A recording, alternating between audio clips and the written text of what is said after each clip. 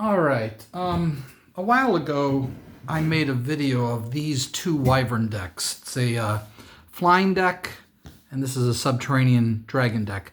I made these decks to go up against each other. So you're going to see cards in these decks that you would normally never run. No one plays Giant Anteater unless they know they're going up against a deck that plays Giant Ants, and no one plays Hawks unless they know they're going up against a deck that plays Ravens. So the Subterranean deck plays Giant Ants, the Flying deck plays Ravens, and I thought, let's pit them together and let's make them as totally designed to play against each other. You would never use these cards against any other deck. So this is my Flyers versus Subterranean deck. Now you can do this with other types of decks and pit them against each other. All of my other constructed decks are designed to play a regular game of Wyvern, regardless of what my opponent is playing. This deck is designed to go up against this deck, and this deck is designed to go up against this deck. I would have to take out cards if I played this deck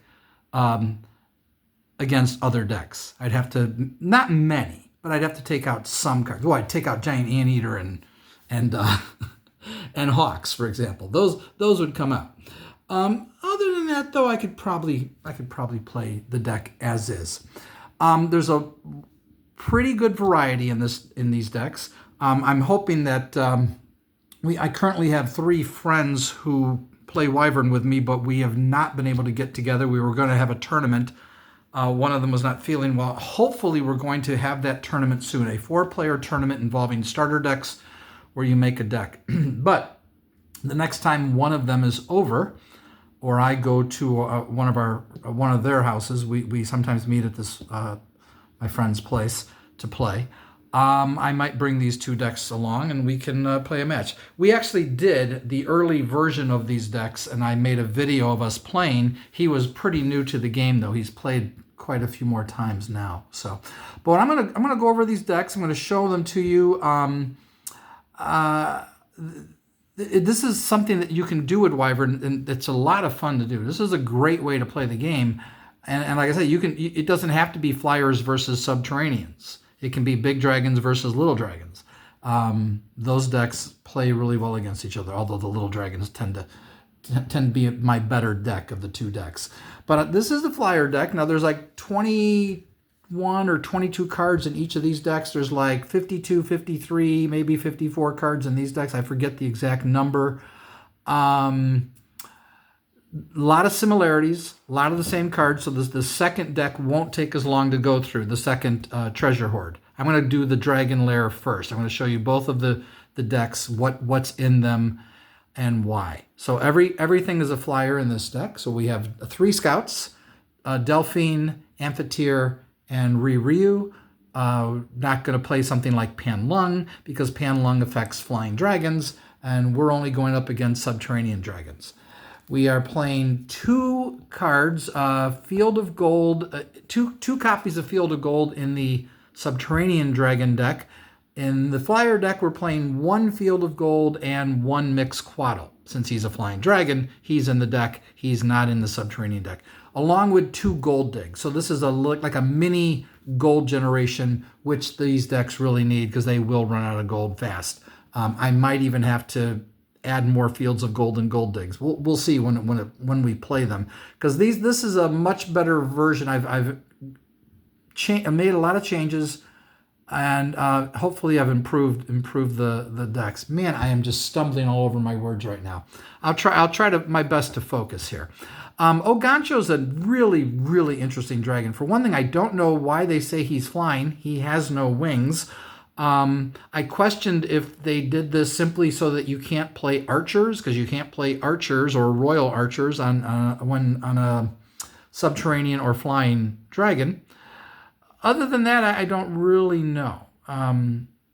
There's no reason for him to have flying that I know of. If anybody knows, let me know what was the thought process in giving this water serpent flying. I don't get it. I love the dragon, though. It's one of my favorite pieces of art. I call him the Green Gyarados. You Pokemon players will know what I'm talking about. This one is really good because each deck is running like 6 or 7 or 8 treasures. So Dragon of X Valley has to be in the flying deck. We've got to run Azidahaka. We are not running Sea Crops since we're running Ravens. Sea Crop says no Ravens. So Azidahaka is just a nice, efficient 2-strength flying dragon for 2. Wonderful dragon. Geats has to be in this deck. The chances of destroying one of their treasures makes it just that alone. You got to put him in. Love this card. Love Violet. One of the coolest looking dragons in the game. Great ability. Really good ability. Just a small dragon. You know, 2-strength flyer, but really cool. Chow Feng. A very interesting looking dragon from Chameleon. Very nice ability. Excellent, excellent dragon. Kokukan has to be in here. You got to have. I've got all the super flyers in here. Ryu, Kokukan, and Blue.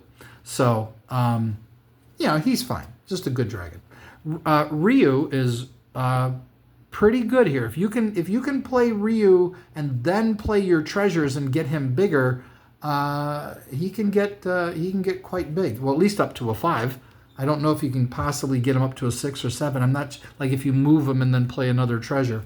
I'm not sure how that exactly works. Is it the total treasures in the row, or is it every time you play a treasure? Because then you could get them up to a 7 if that's the case, or even more if you play more treasures and just replace. So then, of course, Wyvern's in the deck. Why not? It's a flying deck.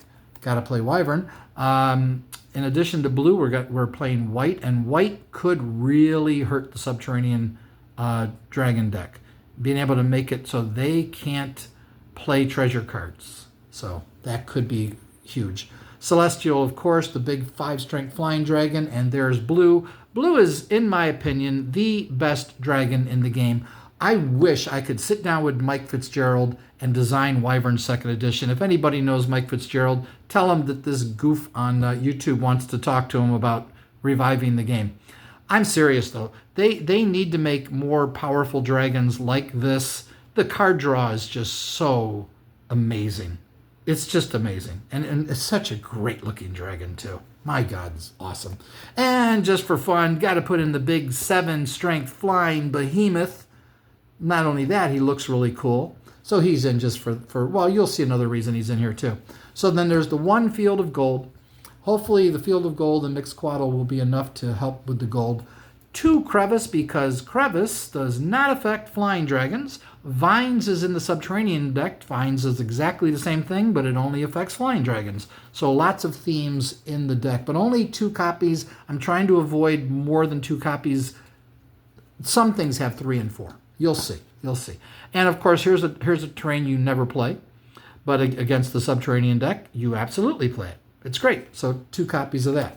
So there's the flying deck. So let's look at the Subterranean. Now we have 3 scouts, and there's only 1 Subterranean scout, so I made sure they didn't have flying. Originally, one had flying. So Typhon and Grendel. Now I could go with Mogre. 2 reasons I didn't. 1, this will help not run out of gold by playing the free guy. Mogre is kind of more of a themed dragon that doesn't really fit what this deck is trying to do. This deck just wants to play Subterranean Dragons. You could then say, well, why play Grendel? Well, because he can get you gold. And that is a hard thing to ignore. This dragon is the weakest dragon in the deck, just a 2-strength sub. I refuse to play the 1-strength sub, just like I refuse to play the 1-strength flying dragon, the Griffin. I don't see the point of those dragons. I really don't. I think they should be free. I think that would help a little bit. They just say they're free. Heck, this one should only cost 1. He's a 2-strength sub. But anyway, Apep, it's fine. Just a 3-strength Subterranean dragon. He's okay. But there are not a lot of Subterranean dragons in this game. But thankfully, Chameleon made the difference, and now you can make a really good Subterranean deck, as you're going to see. So, T Lung. Why in the world does this Subterranean dragon have wings? I do not know, but other than that, I think it's a great-looking card, great-looking dragon. Love the ability, just like Chow Feng from Chameleon. These are really cool. This is one of the best dragons in the game, thanks to, again, Chameleon. I love how he's just perched there. Originally, when I saw this, I thought this was all the dragon. that he's coming up out of the water with his like wall. But no, he's just perched up there, ready to I don't know what. I guess he's fishing. But he is one of the most powerful dragons in the game. Great dragon. Then you've got your basic 4-strength dragon. He's in here for the same reason Wyvern is in the flying deck. 4-strength flyer, 4-strength sub. And then we have one subterranean guy who's immune to dragon slayers. Thankfully, one of them was subterranean. All of the colored dragons. Black is great. Potentially could really hurt the flying deck. All right, 2 fields of gold to go with the 2 gold digs. So hopefully that will be enough. Hopefully I won't have to add more. 2 copies of vines, as I already mentioned, and 2 copies of island. Why not go with 4 island? Well, again, I'm going with diversity. This is about making a game more interesting. Having vines and islands makes it more interesting. I'm not min-maxing the deck, trying to do the best possible way of winning. I am trying to make a really good deck to pit up against the flying deck, but I also want the diversity. I want the more interesting game.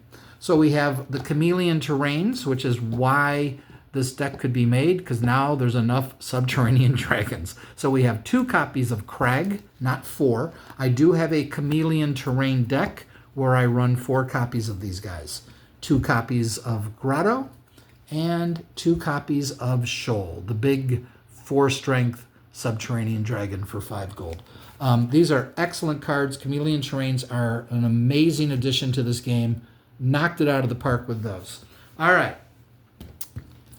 Now, I'm going to show you the treasure hoard for the flying deck. So, of course, we're going to go with giant anteaters. We're going to run 3, and we're running 3 hawks in the subterranean deck.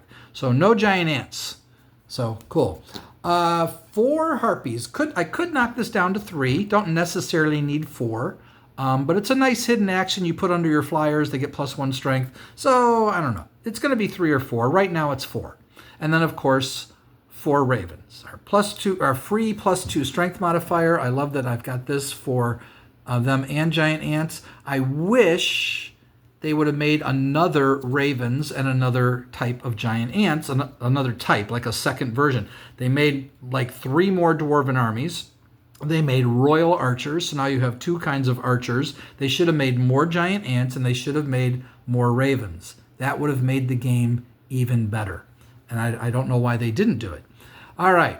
In addition, we want to fight, but we don't want to get too expensive. So 3 magical swords, the best strength modifier in the game. Well, in this deck, this is the best one. +2 for 0. But +2 for 1 is a really good rate. And we're running 3 along with 1 castle, because castle, now Ogancho is, when defending, he's really powerful. I don't know if you saw that on the card, but if you didn't, go back and watch the video when I showed him the green Gyarados guy. So I thought, well, you know what, let's give both decks 1 castle. This will help Ogancho. Also, Chameleon Terrains are attacked, so they're defending. I'm thinking about putting 2 castles in both decks for the Subterranean, because for the Chameleon Dragons, because they're defending when they first get into a battle. So I might do 2 in that deck, or I might do 2 in both. Originally, when I made these decks, I used 2 copies of Lancelot and 2 copies of Galahad. And as I was going through this deck trying to improve it, I looked at the deck and went, wait, why didn't I just go with Thor and Cadmus?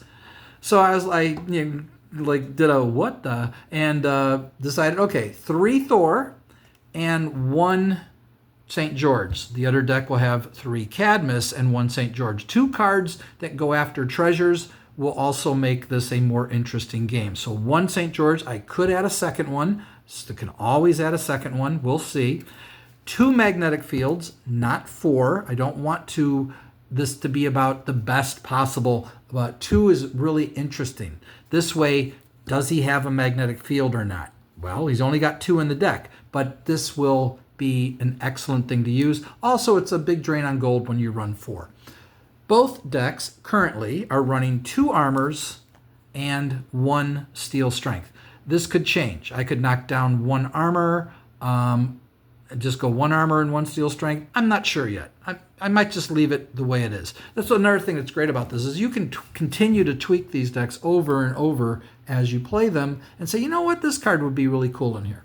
All right, against the 4 Dragon Slayers that are in the deck, both decks are playing 1 Marina and 1 Kiss. Now I've come up with a new an altered version of Kiss. I'm going to run it by my 3 friends. We'll see if they agree. Hopefully they will watch this video and maybe they'll even leave comments. But I think Kiss, when I counter my my opponent's Dragon Slayer, I should not then also get to destroy any card on the table.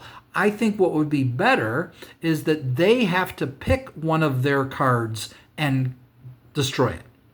So it won't be the best card, but it will be still a card. It's still a very good card. But this is a very devastating card. And that way it takes a little bit of the sting out, but it's still really good. And I would still pay 2 gold for that effect. I counter your Dragon Slayer. You have to sacrifice one of your cards on the battlefield. If you only have the cards in your battlefield, you have no attached cards, then it's going to take out a battle position, which is huge. So less chance of that happening, though. 2 gold digs, of course, for the gold generation. I'm playing 1 village in each deck partly because of the hidden actions. I could go up to 2 villages simply because of the hidden actions, let alone the terrains that can get attached. But then I'm also going to just run 1 Marduk. I had 2 in here. I knocked it down to 1 because it doesn't need more than 1. This is a fun card that if you get it, great. It can be real powerful in the game. 1 copy is all these decks need. They both have 1. We play 1 copy of Volcanic Eruption, but you could go up to 2. It was only made limited to 1 copy for constructed tournaments in Wyvern. Originally, you could run 4. So in our games, we can do whatever we want, but 1 is fine. I think it's a good rule to limit this to 1. But 2 is not a problem for me. I wouldn't have any problem at all playing. You can run two Volcanic Eruptions. All right, 2 Meteor Showers, not 4. Again, I don't want to clog the deck with a whole bunch of Meteor Showers. 2 is good. 2 shouldn't be too many. It's the same in both decks. There's a lot of similarities in these decks, and I could change that. I could make it real different. I could have 1 Meteor Shower in one and 3 in another, or 2, something like that. So both decks are running 1 Treasure Thief. This was an addition that was not in my original build. And this way, we both have the ability to destroy all treasures in play, and St. George has the ability to take out 1. I'm thinking I might put a second St. George in, but I'm not sure. I added 1 Whirlpool and 1 Apollo to both decks, giving each deck the ability to draw more cards since I'm only running 2 Meteor Showers, and this will not make you run out of cards. 4 Meteor Showers, you can go through your deck. If both decks are running 4, it's a little crazy. All right, 2 Knights, and since both decks are running 2 Knights, both decks also have the card that I never play, Ra. 1 copy of Ra in each deck. It's coming up soon. All right, why is Thor's Hammer in here? It's not in the Subterranean deck. The Subterranean deck is running that card that says kill all face-up flying dragons. So I had to give the flying deck something. And if I can get Thor's Hammer on that big 7-strength behemoth, let alone just a 5-strength dragon, this is a big power card. So Thor's Hammer is very cool. We are running 1 copy of each of the following cards: Power Switch, Medea's Spell, and Poison Chalice. Again, this makes it interesting. There's only 1, and there's three of these power cards in both decks. Could be fun. Who will get them in the game? Which deck is going to get these to show up, and will they make the difference? So I really love these cards. These are supposed to be affecting the base strength. They do not say the base strength. The updated wording does say the base strength, and I would play it with base strength, though we could play it as worded and just do the current strength. If we wanted to, we could always try it. That's another fun thing about Wyvern. You can change all the rules you want to change. So there's our 1 Ra. And I added this. I said, let's have both decks have 1 possession spell. This is the updated wording. This is a fun card. And just having one copy is fun because this is one more way that your deck might be able to win that battle, making it more interesting. I had 2 golden apples. I took them out and I said, no, let's have both decks have 1 golden apple. You've got that one chance to save your dragon. You got 2 knights, but you also have a Ra, so you could stop the knight. And now we have golden apple. Maybe I should add an abbey into each deck, the terrain abbey, to stop the golden apple. But the odds of that happening are so low, and the deck doesn't. These decks don't need abbey in the deck, so I don't think I'm going to do that. All right, so there's the 1 Apollo. So we have our action draw 2 and our battle action draw 2. Treasures in the flying deck. I could take out one of these. I'm not sure yet. I'm going to run 1 Bifrost, so if they're all super flyers. I'm running 3 City in the Sky. I could lower this to 2. The Subterranean deck has the same effect for their Subterranean Dragons, but it's free. City in the Sky costs a gold, which seems like the right amount. Subterranean is free, and there's 3 in that deck too. I could lower them to 2. Don't know if I need 3, but 3 is good. Mansion in the Sky, there was originally 3, and I decided I'm going to lower it to 2. Don't need 3 Mansion in the Sky. It is a great card, though. Mansion in the Sky is very, very good. Kind of unnecessary for flyers. Now, the Subterranean deck has 2 treasures that allow their Subterranean dragons to help each other. I might lower that to 1, but I knew that I had to give the flying deck at least one treasure for one magic potion so that they can help each other too. Because the Subterranean deck has 2 treasures that are even better than this one because they can just all help each other. It doesn't have to be in the row. I might lower that to 1, but I'm not sure. It's not a big deal either way. So that's the flying deck. Now this will be very similar. We'll just focus on the differences. So 3 ravens. 3 hawks to stop ravens. I always get those mixed up. Do you guys get ravens and hawks mixed up? Like, which one is the one? It's crazy. I'm only running 3 trolls. I could lower it to 2. They can't attach to the Chameleon Terrains. I'm 90% certain I'm right about that because the Chameleon Terrain is not currently a Subterranean dragon, so you can't play trolls on it. So I felt like, I don't want to have 4 because I might not have a target. What if I have the Chameleon Terrains out? Maybe I should lower it to 2. I'm not really sure. I could take out, and I'd lower the Harpies to 3 if I did that. And there's like 53 or 54 cards in each of these decks, so I have some wiggle room.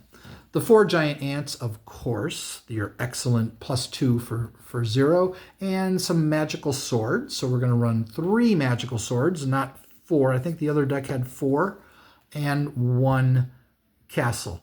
I think I'm going to add a second castle to both decks. We'll see. And then, of course, 3 Cadmus to slay those flying dragons, and the 1 St. George, the 2 magnetic fields, the 2 armors, and the steel strength. So this is all exactly the same. Marina and Kiss. Then the 2 gold digs, the volcanic eruption, and there's the power card. This is the nightmare for the flying deck.